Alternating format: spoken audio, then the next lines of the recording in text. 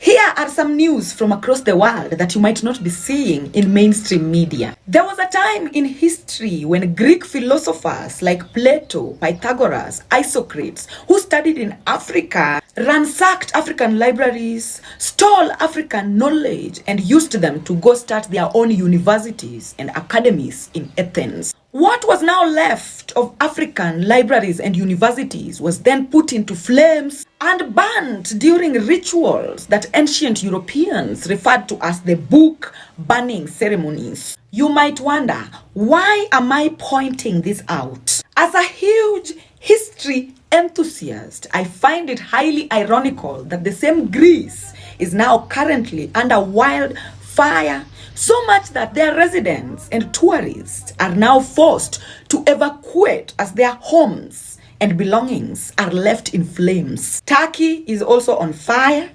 same as Italy. Gaza is also on fire. Spain is also on fire. The United States of America is also on fire. Switzerland is also on fire. And on the other hand, India is drowning. South Korea is drowning.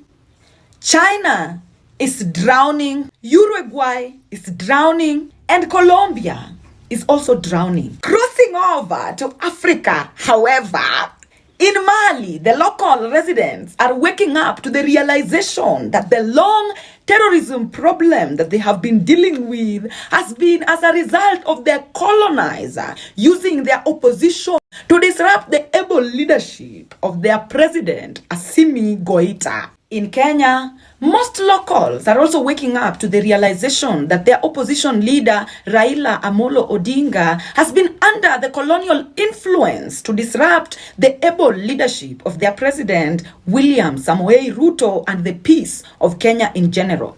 Meanwhile, Moscow has effectively accused Western partners of meddling in Kenya's internal affairs after a statement was issued on the violence there by 13 nations, including America, Britain, Canada, and others. The same divide and rule tactic is being uncovered in Bonu, Nigeria, South Sudan, Somalia, Democratic Republic of Congo, Zimbabwe, Botswana, with a lot of Africans waking up to the ancient slogan, "You can fool some people sometimes, but you cannot fool all people all the time." Malian citizens are now pushing for the removal of the United Nations and their peacemaking ties from Africa.